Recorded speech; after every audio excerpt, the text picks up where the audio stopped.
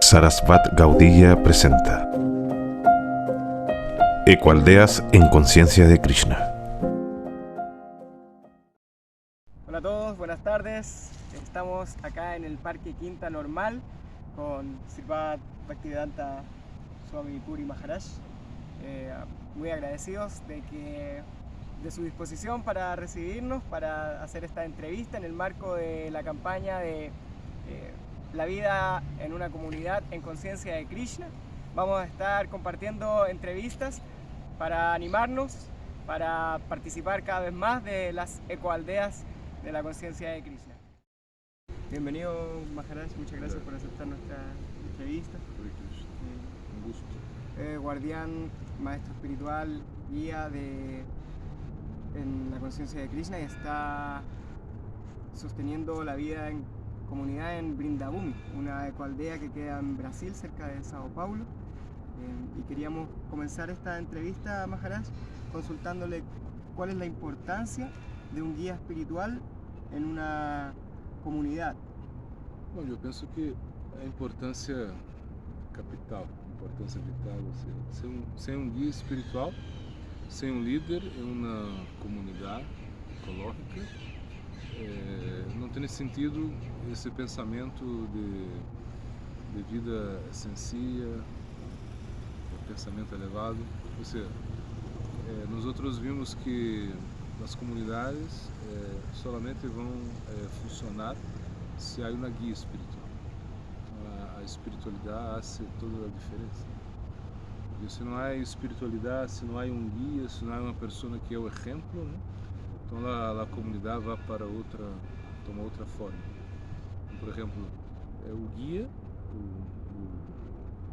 a pessoa que está no liderazgo de uma finca, que é como guia espiritual da ecoaldeia, no caso, ele tem que ser uma pessoa impecável, assim, em caráter, em comportamento, né? Tem que praticar vida espiritual para dar o exemplo, porque senão isso pode ocorrer, né, muitas desviações. Né? A gente pode querer experimentar coisas que não nos levam à realidade última. Podem incluso viver no campo, mas nunca vão estar conectados com a espiritualidade. Então, por isso é muito importante ter uma guia, ter uma pessoa que realmente pode inspirar com sua prática espiritual. Essa prática espiritual, sadhana bhakti, vai dar a força, né, para que as outras pessoas também possam chegar aí e querer praticar. Essa é a ideia. Se não conseguimos isso, se o maestro, se o guia espiritual não pratica, então o que as outras pessoas vão fazer aí? Então, na ecoaldeia tem que ter na cabeça espiritual, tem que ter um líder espiritual. É importante, sem isso outras coisas vão passar, pero a busca do ser, né, a espiritualidade não vai acontecer. Então, de nada adianta viver na natureza e não buscar espiritualidade. Em realidade, a natureza, esses ambientes, né, de ecoaldeias, é para estimular o a praticar, porque é uma vida muito mais sensível, não tem que estar lejos de tantas coisas, né, que nos distraem, né, muito. Então, com a prática espiritual, não vai poder apreciar melhor a natureza, vai poder ter um contato com a Madre Terra, enfim, vai poder fazer essa comunhão muito mais fácil. Muchas gracias, Maharaj. En el conocimiento védico se habla de los 4 varnas o etapas de vida y los 4 asas, ¿no? Clases sociales. Hoy en día, ¿cómo se considera eso en una comunidad de conciencia de Krishna? Claro que hoje em dia isso é difícil, né? Isso não se pratica mais, né? Assim, quarto, uno pode falar, né? Vamos dizer que ser brahmachari. Sim, brahmachari eu creio que a vida de estudante, né? Celibatário, é algo que poderia aí se levar em consideração, porque uno deveria ser um estudante por algum tempo, né? Que seja por 6 meses, 1 ano, 2 anos, eu creio que o mínimo, assim, para poder realmente ter uma base do que é o controle dos sentidos, porque um brahmachari, uma pessoa que é um estudante celibatário, ele vai aprender a como controlar seus sentidos e isso ele vai ajudar por toda a vida. E claro, o Grihastha Ashram, que depois, vem depois, né? É algo que podemos entender que realmente é algo que se pode todavia se observar, né? Nos dias atuais, uma pessoa que é um grihasta, que tem sua família, que vai aplicar tudo que ele havia, né, estudado, né, no Brahmacharya Ashram. Então, vocês podem ser também que uma pessoa ligue já como no Grihastha Ashram, já ligue casado, isso pode passar. Pero se está no Grihastha Ashram é para entender que Krishna tem que estar no centro e o Grihastha Ashram é um ashram, um local onde devemos praticar esse sacrifício. Então, o sacrifício significa que devemos donar, aprender a donar, porque esse ashram é um ashram meio propenso ao egoísmo, né? O dono solamente vai cuidar de sua família, sua casa. Então, a aprender esse sacrifício de donar, né? O grihasta deve aprender a ser assim, né? E depois aprender a renunciação, que ao final da vida, o que seria o vanaprashta, né? É um ashram onde vamos renunciar à família, renunciar aos filhos que já estão crescidos. Teoricamente seria isso, né? E alguns podem incluso ser sannyasis, que seria como a última etapa, a etapa onde uno renuncia tudo e solamente se dedica à vida espiritual.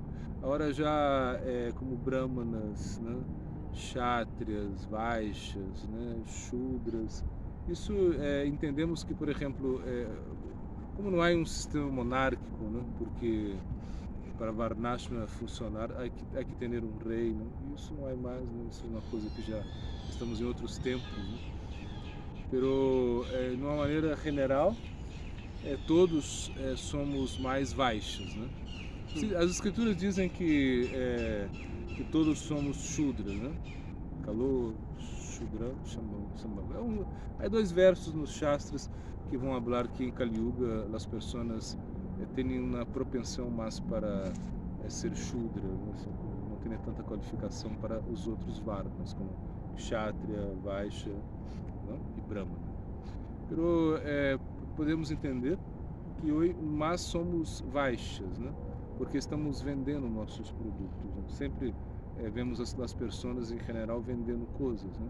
Incluso, por exemplo, um intelectual, um professor, ele está vendendo também, né, sua imagem. Nós outros vendemos imagem nas redes sociais, né? Então somos mais vaixas do que qualquer outra coisa.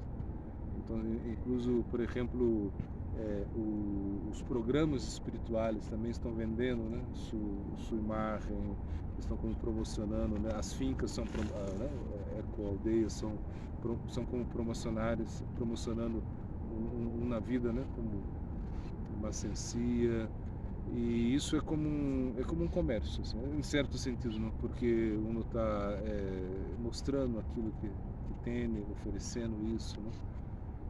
Então, eu creio que o mais proeminente hoje é ser um vaishya, né? Assim, em general, somos todos vaishyas. Incluso os shudras também, os shudras que trabalham estão vendendo o seu trabalho. Assim, não existe como um shudra.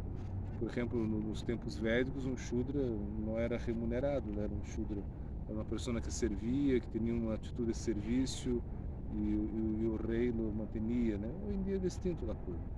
Então, o Varnashma não pode ser aplicado nos dias atuais, né? Uma coisa que não é como massa ser isso, muito difícil ser isso, não é como. Pero aí podemos entender que por lo menos uma vida de brahmachari, uma vida de estudante, né? Estudante dos shastras, das escrituras, estudante celibatário, seria muito importante ter isso, né? Aunque seja por pouco tempo. E sim, o Grihastha Ashrama seria o mais estabelecido, assim, mas entendendo também que a meta última é estar satisfazer Krishna. Essa é como a meta última da vida, né? Independente do ashrama onde estejamos, né? E há que não podemos aplicar isso, né, na atualidade, serve por lo menos assim como um embasamento para nós outros, né? Que há pessoas que são mais intelectuais, né? Há pessoas que lhe gostam do comércio, como os Vaishyas, assim, e na realidade há Vaishyas que são Vaishyas mais natos, eles são Vaishyas assim como, e outros que têm que ser Vaishyas, né? Porque hoje em dia há que ser Vaishya, né? Que se você está num templo, você tem que vender seus livros, vende, né, sua comida, enfim, ou a kombucha, o que seja. E isso como é o mais proeminente, né, hoje em dia, né? Assim, e claro, e dentro disso nós outros nós vamos nos acomodando a esses aspectos, ou seja, porque realmente essas características naturais que cada um tem, que não que traz, né, assim já como Susanskara, né? Isso é muito forte. Então aí vemos que na sociedade há essas propensões também. Maharaj, denos una recomendación para, bueno, Vaisyas claramente hay muchos, ¿no? Y viven o vivimos fuera del templo por tiempos. Entonces, ¿cuál debería ser nuestra relación con los templos, con las ecoaldeas, para los devotos que estamos viviendo fuera y que tenemos esa propensión al comercio, ¿no? Sim, eu penso que os templos, né, deveriam ser ajudados, né? As pessoas, os monges devem ser, isso seria o ideal, eles deveriam ser mantenidos, né? Pelas pessoas que estão fora do templo, porque em geral nas alcaldeias é mais difícil, né, coletar, né, assim, generar, né, recursos, né? Então seria importante que os devotos que estão afora pudessem apoiar, né, os devotos que vivem, né, de uma maneira, os sannyasis, brahmacharis, que estão entregues, né, que entregaram sua vida, uma vida de dedicação. Então seria importante ser isso, né? Como esse princípio de contribuir, né, a ser uma donação, e com isso seria muito mais fácil para quem está vivendo nas ecaldeias, né? Agora, e também quem está fora, se tem uma conexão com a ecoaldeia, se ajuda, ou mesmo se tem uma atração por uma certa ecoaldeia, vai ser o seu local, né, local de refúgio, né, onde vai ir fins de semana ou feriado, vai passar uma fecha lá, um período, né, para realmente se despejar um pouco e poder praticar um pouco mais. Essa é como a ideia. Bueno, otra pregunta que queríamos hacer es ¿cuál es la relación entre el Bhakti y la naturaleza? Pues, como se ven siempre muy ligadas, ¿no? Sim, na realidade Krishna, ele vai, Bhagavad Gita, Krishna, ele vai descrever um pouco suas vibhutis, né, suas opulências, né? E como ele vai mostrar, por exemplo, quando está cerca do oceano, né? Então se uno mira o oceano e entende que o oceano é infinito, né? E uno não é nada cerca do oceano, né? Quando, por exemplo, vemos um árvore, né, assim, gigante, assim, grande, muito, como tem centenas de anos, né? Então vemos que esta opulência da natureza, né, a luna, o Krishna, ele vai falar, eu sou brilho, né, das estrelas, da luna, né, o sabor de água. Essas opulências da natureza vão criar, né, em nós outros um conceito teísta muito forte, né? Que existe um Deus que realmente é impossível, né, ter toda essa criação sem um Deus, sem ter uma persona suprema por detrás disso. Então vamos estabelecer um conceito teísta mais forte e também ao mesmo tempo vamos entender nossa pequenez, né? Pequenez, né? Sí. Acerca do infinito. Então isso é como mais importante.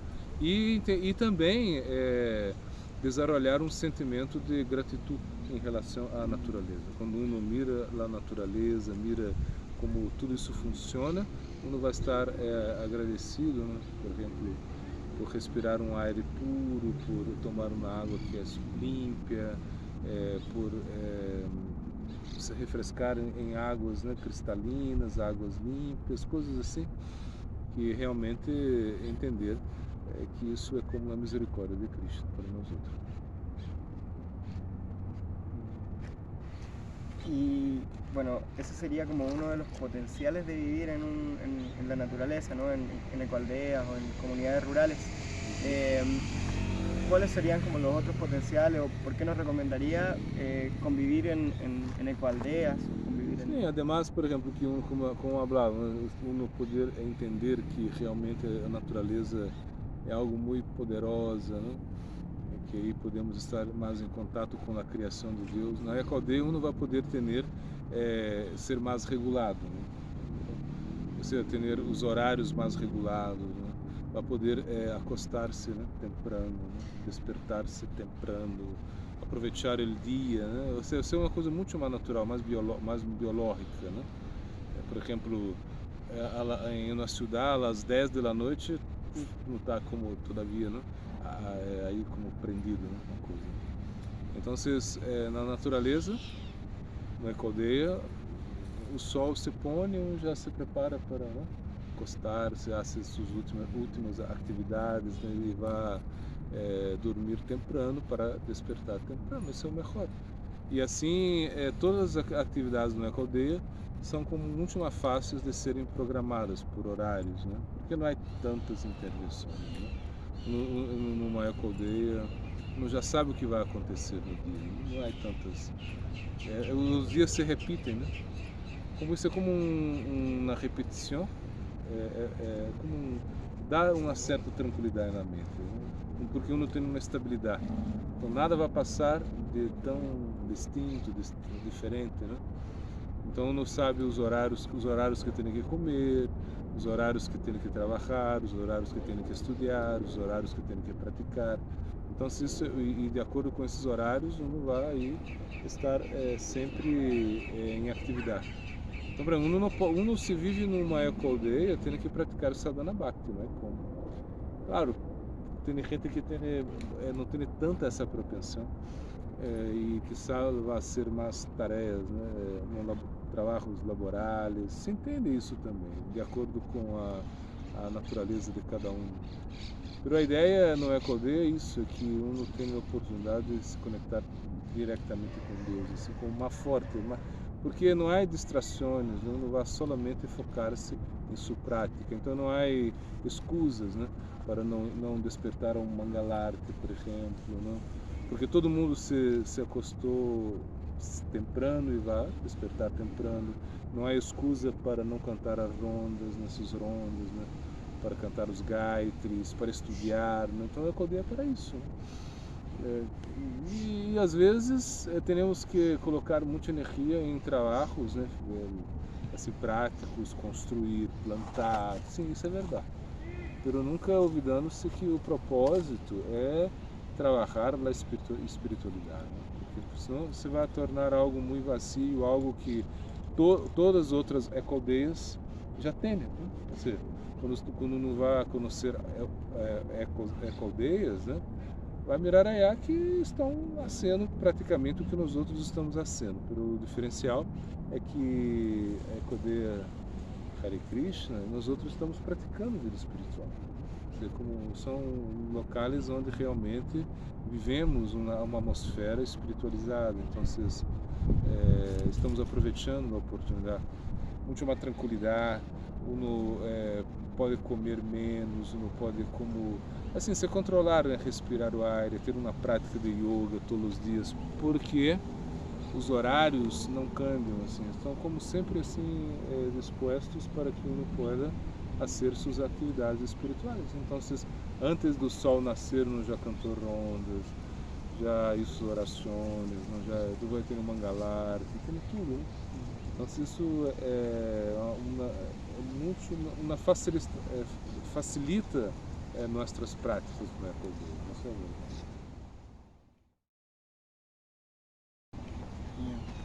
Y bueno, ya lo último, con esto ya para despedirnos, quería pedirle un regalo, unos tips para los practicantes de Brahmacharya, las brahmacharinas que estén ahí viviendo en Ecoaldeas, en los templos, darle ahí sus bendiciones y unas recomendaciones. Sim, ou seja, ser brahmachari, brahmacharini, né, numa aldeia, uma oportunidade muito bela, porque realmente quando pensamos, né, na vida de cidade, quando pensamos nas coisas que temos que fazer, por exemplo, uma pessoa que tem um compromisso, né, com a família, sustentar uma família, manter uma família, ter que pagar um alquiler, né, sei lá, coisas assim, ter filhos para ter na escola, ter tantas coisas, ele vai entender que vai ser bem mais difícil, né, a prática, porque tem que coordenar tudo isso. Não que seja impossível,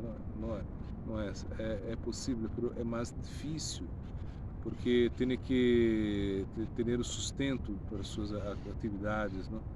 E numa aldeia, sendo um brahmacharini, numa aldeia, uno vai estar 100% ocupado a serviço de Krishna, então não tem que se preocupar com nada, né? Não tem que preocupar-se com alquilha, não tem que preocupar-se com ninhos, não tem que preocupar-se com a sociedade, com nada. É como uma introspecção muito forte, né? Ser um brahmachari.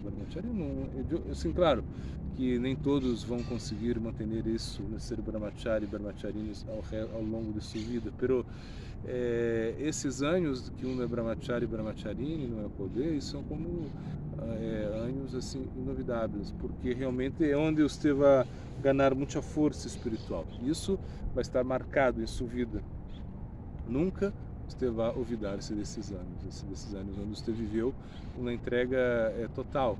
E realmente, por exemplo, se uma pessoa é brahmachari na cidade, ele tem que ter outro estilo, porque claro, ele vai predicar, né, vai ser coisas, mas vai ter que manter esse espaço, né, de prédica, é distinto, né? Num ambiente monástico, num ambiente de ser brahmacharini, controlar os sentidos e solamente utilizar sua energia para a prática espiritual, então vocês vão ver que uma oportunidade que uno tem que realmente não vai ter no futuro já não tem mais, né? Então você tem que aproveitar. Então o conselho é esse, que realmente aproveite ao máximo esse período que um é brahmacharini, onde que um pode realmente enfocar-se, né, nessa prática, porque são os nossos melhores anos, assim. São momentos que vivemos e que realmente nos vão ajudar por toda a existência. Então devemos entender isso, que brahmacharini numa aldeia é algo que realmente não tem igual, assim, como um avança muito, né? Então é como são períodos de prática que realmente vão ser muito importantes para nós outros. Aproveitar isso, né? Ser brahmacharini em um local onde você pode equilibrar o sadhana bhakti, você pode estudar os shastras, as escrituras, é algo incrível para nós outros. Muchas gracias, Maharaj. Gracias muchísimo su disposición para esta entrevista. Recordarles que Maharaj está de visita en Chile, ya lleva casi un mes, son sus últimos días, va a estar en Radha Govinda, así que todos muy invitados, bienvenidos, vengan a visitarlo, traigan sus preguntas. Pueden encontrarnos en las redes sociales de Radha Govinda también en Sila Gurudeva Tulananda, las transmisiones de Gurudeva, en las redes sociales de la congregación Saraswat. Síganos, compartan el video. Muchas gracias por todo, que estén muy bien, nos vemos pronto, mucha fuerza. Gracias, Maharaj.